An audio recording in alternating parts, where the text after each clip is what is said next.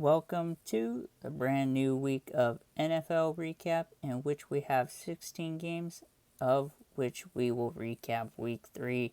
Let me know in the comments below, who do you guys think will win the matchups next week, and what do you guys think the scores will be? If you like this type of content, like and subscribe. It really helps the channel out, and I appreciate all the support as we are trying to get to 1,000 subscribers. Let's get straight into this one. Let's get it. First matchup of the week was Thursday Night Football, in which the Jets defeated the New England Patriots 24-3. The Jets are now 2-1, and the Patriots are now 1-2 heading into week 4. Aaron Rodgers had 27 for 35 attempts, 281 yards, and 2 touchdowns, while Jacoby Brissett had 12 completions for 18 attempts for 98 yards. This allowed Drake May to get into 2 drives for 22 yards. One of the standouts of the game was Tyler Conklin, who had 5 receptions for 93 yards.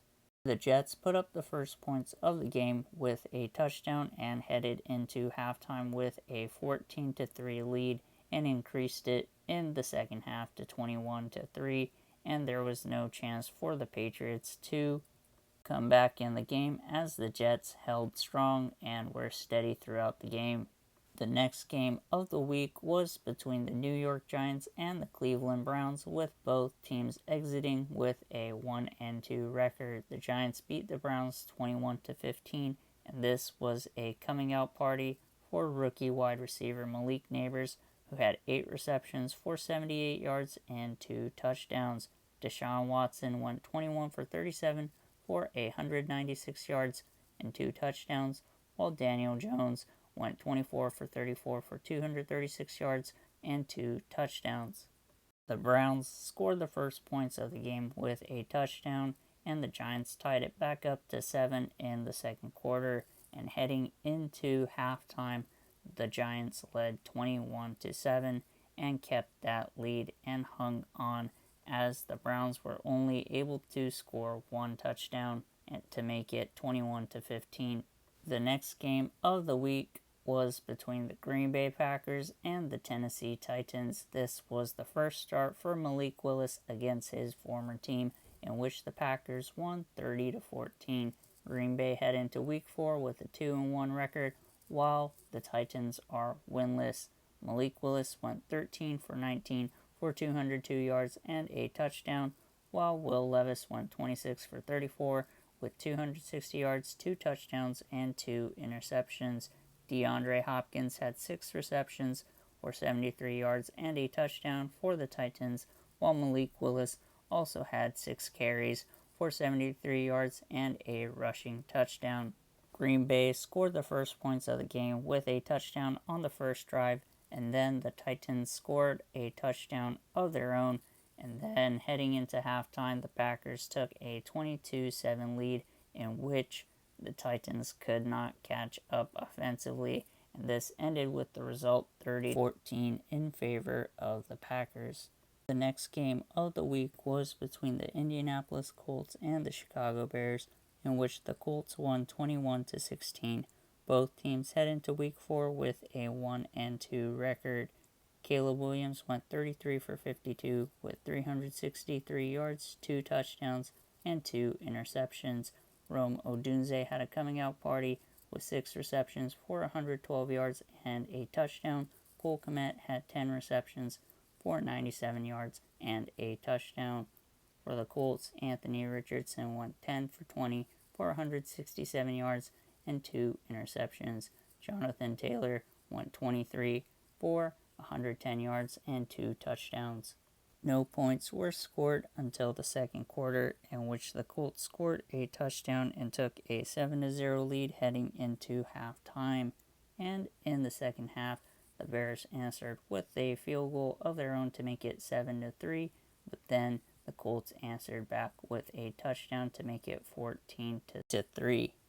The Bears then scored a touchdown but missed on the 2-point conversion, and then the Colts were able to increase their lead to 21-9, and then the Bears scored the final points of the game but it ended up coming short as the Colts pulled away with a 16-21 victory. The next game of the week was between the Minnesota Vikings and the Houston Texans, in which the Vikings won 34-7 and are undefeated to start off the seasons. The Texans are 2-1. CJ Stroud went 20 for 31 for 215 yards, a touchdown, and an interception. This also allowed Davis Mills to get into the game once the game was out of reach. Sam Darnold went 17 for 28 with 181 yards and 4 touchdowns. Aaron Jones had 19 carries for 102 yards, and Justin Jefferson had 6 receptions for 81 yards and a touchdown. The Vikings were the only team to score points in the first half as they took a 14-0 lead over the Texans heading into halftime. And on the first drive of the second half, the Vikings made it 21-0 over the Texans as they scored their only points in the third quarter. And the Vikings poured on a couple more points, and we ended with the final score of 34-7. Continuing on, we have a NFC matchup between the Philadelphia Eagles and the New Orleans Saints, in which the Eagles beat the Saints 15-12. Both teams are 2-1 heading into Week 4. Jalen Hurts went 29 for 38 for 311 yards and an interception, and Saquon Barkley went 17 for 147 yards and 2 touchdowns. Dallas Goedert went 10 for 170 yards, and the Saints' Derek Carr went 14 for 25 for 142 yards, a touchdown, and an interception, and Chris Olave had 6 receptions for 86 yards and a touchdown. The Saints scored the only points in the first half as they took a 3-0 lead over the Saints, in which the Eagles were the first team to score in the second half with a touchdown to make the score 7-3. The Saints answered with a field goal on the next drive and scored another touchdown to take a 12-7 lead. However, in the couple minutes remaining in the fourth quarter, the Eagles scored a touchdown to make it 15-12 as they got a 2-point conversion as well. And on the final drive, Derek Carr threw a pick to seal the game. The next game of the week was between the Pittsburgh Steelers and the Los Angeles Chargers. The Steelers beat the Chargers 20-10 as they are undefeated to start off the season, and the Chargers are now 2-1. Justin Herbert went 12 for 18 for 125 yards and a touchdown and had to leave the game in the third quarter as he got injured. Taylor Heineke took over and only had 2 attempts, completed both for only 12 yards. J.K. Dobbins was limited to only 44 yards. Both Quentin Johnston and Ladd McConkey had 44 yards each, and Quentin Johnston had a touchdown. Justin Fields went 25 for 32 with 245 yards, a touchdown, and an interception. Najee Harris went for 70 yards, and Calvin Austin III had 95 yards and a touchdown on the day as the Steelers head into Week 4 with a flawless record. Next game of the week was between the Denver Broncos and the Tampa Bay Buccaneers, in which the Broncos won 26-7. The Broncos are now 1-2, and the Buccaneers are now 2-1. Bo Nix got his first victory of his NFL career as he had 25 for 36 attempts and 260 yards. Tyler Beatty had 9 carries for 70 yards, and Cortland Sutton had 7 receptions for 68 yards.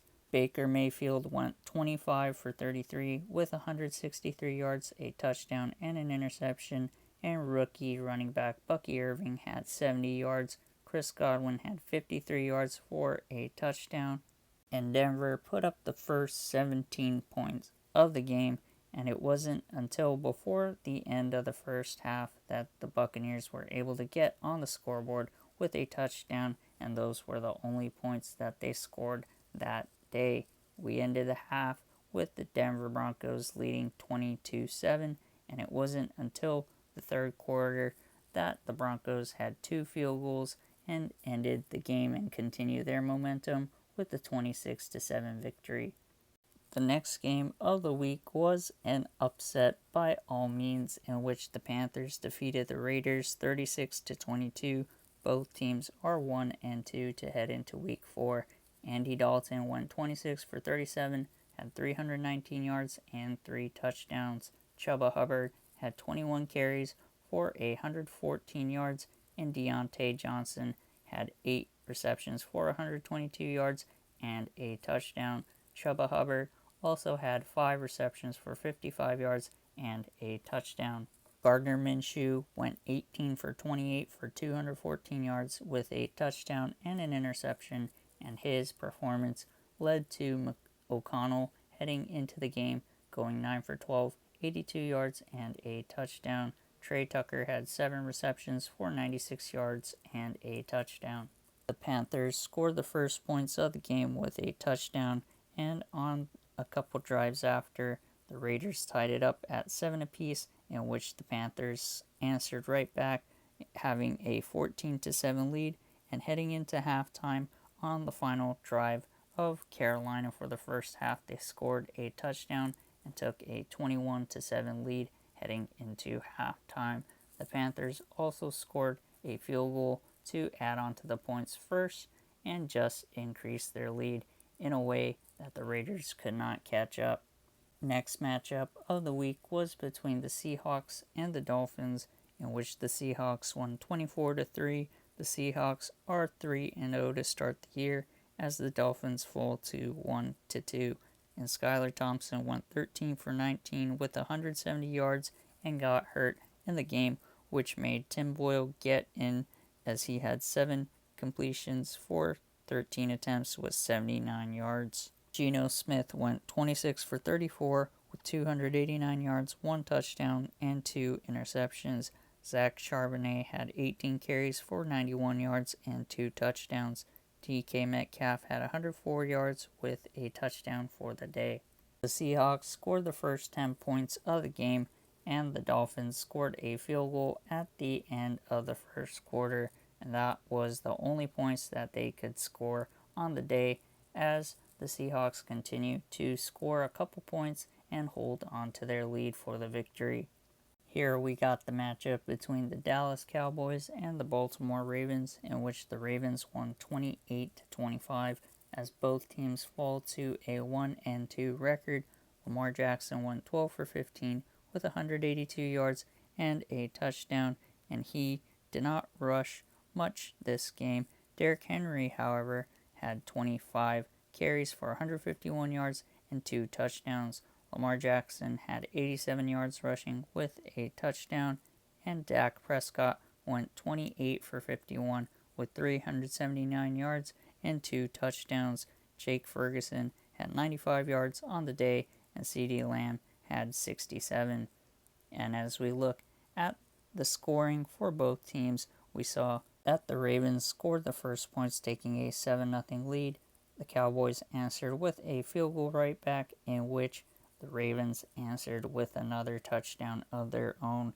They took a 21-6 lead over the Cowboys heading into the second half and scored on the first play of the second half, as the Ravens took a 28-6 lead.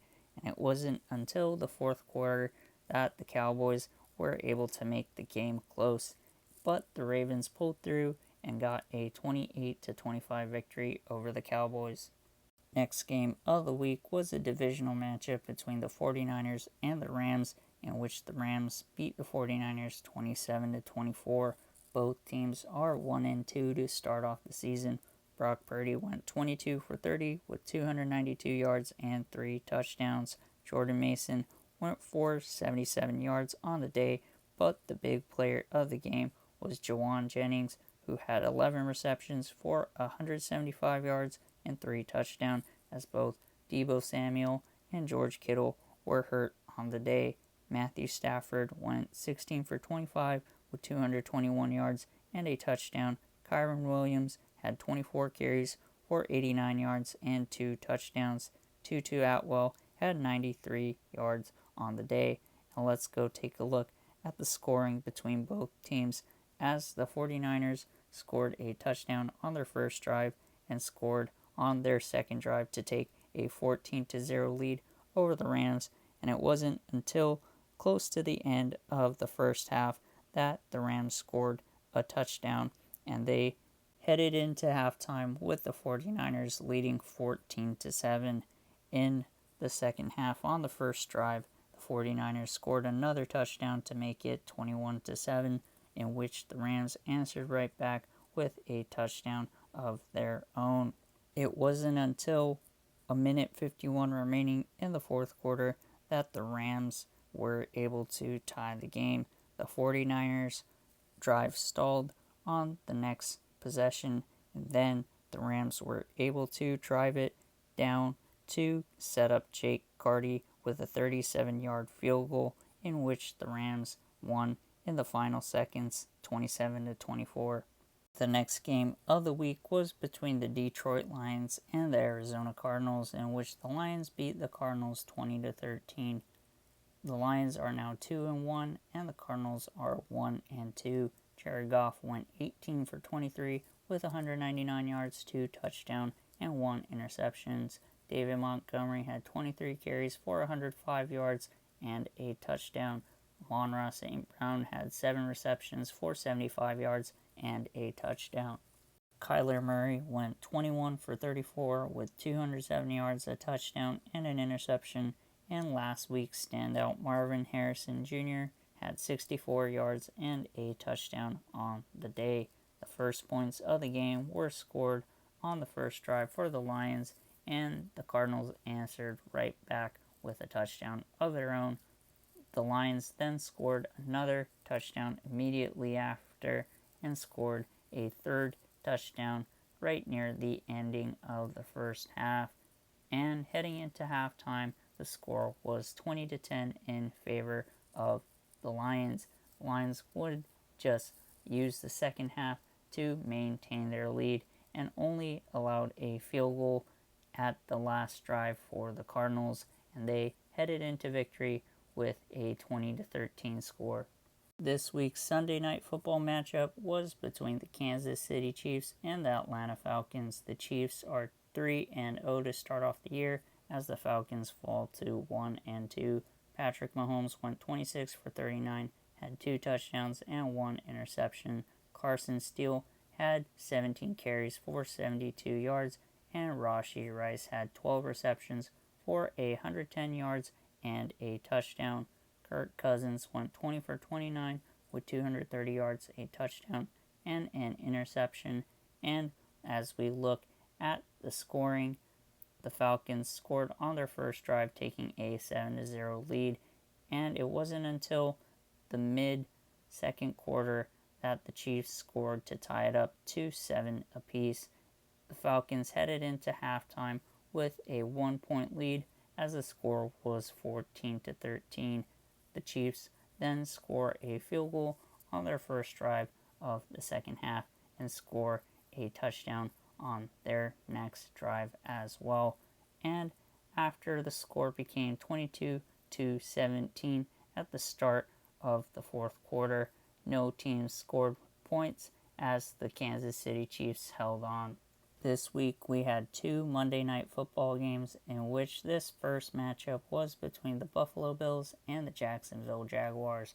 The Buffalo Bills dominated the Jaguars, with the score being 47-10. Trevor Lawrence went 21 for 38 for 178 yards, a touchdown, and an interception, and the score was way out of reach, so Mac Jones got to play for a drive or two. Travis Etienne only had 68 yards on the day, and Christian Kirk had 79 yards for the Jaguars. Josh Allen went 23 for 30 with 263 yards and 4 touchdowns. Josh Allen also rushed for 44 yards and gave Khalil Shakir 72 yards on the day with a touchdown. And as we look at the scoring, the Bills scored a touchdown with their first drive and just kept piling on, and the first points by the Jaguars was in the second quarter with a field goal. At halftime, the The score was 34-3 in favor of the Bills, and the Jaguars scored a touchdown on their first drive of the second half, but could not put up any more points thereafter. The Bills increased their lead to the final 47-point tally and won the game dominant fashion.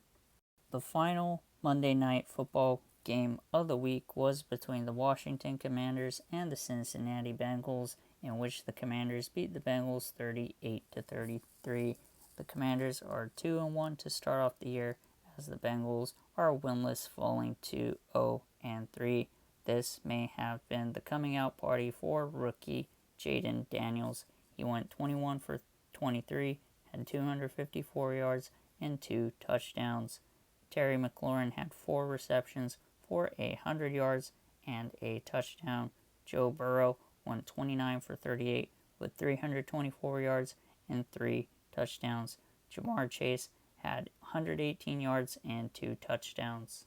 As we look at the scoring, both teams scored a touchdown on their first drive, and then the next points were with a Commanders touchdown as they took a 21-13 lead in halftime. The Commanders then scored a touchdown to start off the second half to take a 28-13 lead over Cincinnati in the third quarter. Right after, the Bengals scored a touchdown of their own to make it a 1-possession game, and the Commanders made it a 2-possession game with a field goal of their own. And then the teams started to exchange touchdowns until the Bengals ran out of time, in which the Commanders then beat the Bengals 38-33.